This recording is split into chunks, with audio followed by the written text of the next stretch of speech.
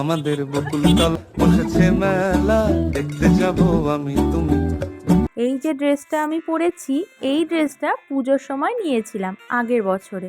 তো এটা না অনেকটাই বড়, ডবল এক্সেল ছিল তখন আমার মাপ। এখন কিন্তু আমি অনেকটাই রোগা হয়েছি, তো সেটাই তোমাদেরকে দেখাচ্ছিলাম। তো যাই হোক, রেডি হয়ে বেরিয়ে পড়ছি, সবাই মিলে এখন বেরিয়ে পড়ছি। আর এই মেলাতে জানো তো আমি অনেক বছর পরই যাচ্ছি। আগের বছর আমার যাওয়া হয়নি, আর তার আগের বছরে আমি গেছিলাম কিন্তু অল্প সময়ের জন্য, বেশিক্ষণ কিন্তু ঘোরা হয়নি। বাড়ির কাছে মেলা, কিন্তু তাও না যাওয়া হয় না, যেহেতু বাবু আগের বছর ছোট ছিল, তো সেই কারণে যাওয়া হয়নি। এই যে মামি শাশুড়ি উঠে পড়লো, সবাইকে টাটা দিয়ে এখন আমরা চললাম মেলাতে।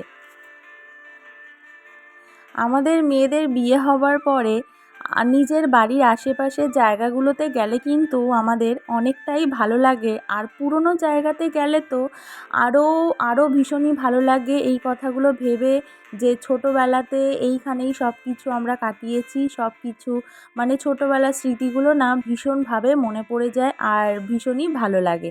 তো যাই হোক, তারপর আমরা মেলাতে ঢুকে গেছি। দেখো, ঢুকেই দেখলাম সারিবদ্ধভাবে অনেক দোকান বসেছে। প্রথমেই যেটা দেখলাম যে কাঠের পিঁড়ে নিয়ে একটি দোকান বসেছিল, অনেকগুলো কাঠের পিঁড়ে নিয়ে বসেছে।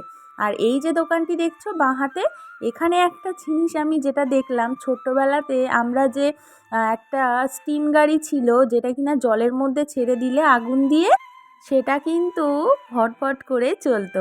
আর এই ছোটোবেলার জিনিসটা যে এখনও পাওয়া যায় সেটা ভেবেই কিন্তু অবাক লাগে। তো সেই দোকানটা বসেছিল। আর এই যে দেখো, এই মন্দিরটা হচ্ছে গাজী সাহেবের মন্দির। এই মন্দিরটা আগে অনেকটা ছোট ছিল, তখন কিন্তু এত সুন্দরভাবে কিছুই করা ছিল না। এখন এটা পাথর দিয়ে বানানো হয়েছে অনেক বড় করে। আর এখানে আমার বাবা মা তারপরে চলে এসেছিল, আমার শাশুড়ি মা, মামি শাশুড়ি মা, ওরা কিন্তু বাড়িতে চলে গেছিলো। আর এই দিকটায় দেখো, শীতের টুপি, মোজা, অনেক দোকান এখানে কিন্তু বসেছিল। এই মেলাটিতে এমন কি কোনো জিনিস নেই যা এখানে পাওয়া যায় না।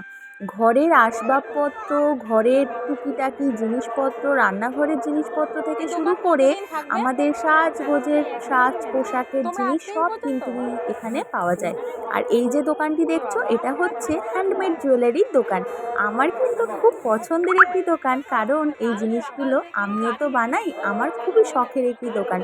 তো আমি দিদিভাইকে জিজ্ঞেস করছিলাম যে তোমরা কি আজকেই এই মেলাটিতে আছো, না আরও অনেক দিন থাকবে? দিদিভাই বলল যে যেহেতু আজকে একদিনের মেলা, তো আমরা একদিনই থাকবো। তো শুনে একটু মনটা খারাপ হয়ে গেল। আর এইদিকে দেখো, অ্যাকোরিয়ামের মাছগুলো থাকে রং বেরঙের, সেই মাছগুলোও কিন্তু বসেছিল। একটা প্যাকেটে করে অনেকগুলো করে মাছ মাত্র 100 টাকাতে বিক্রি হচ্ছিল। আর তারপরে দেখো, এইখানে এত সুন্দর সুন্দর জিনিসপত্র দেখে কোনটা ছেড়ে তোমাদেরকে কোনটা দেখাবো আমি তো ভেবেই পাচ্ছিলাম না। আর আমরা জানো তো একটুখানি ঘুরেছিলাম, কারণ এই টাইমটাতে অনেকটাই ভিড় হয়ে গেছিলো। আর এইখানে দেখো, এটা হচ্ছে কুল্লার পিৎজা বলে। আমি এই ফার্স্ট টাইম খেলাম, এর আগে কিন্তু আমি খাইনি। তো যেহেতু এটা ফার্স্ট টাইম দেখলাম, তো দেখা মাত্রই আমি কিন্তু নিয়ে নিয়েছি।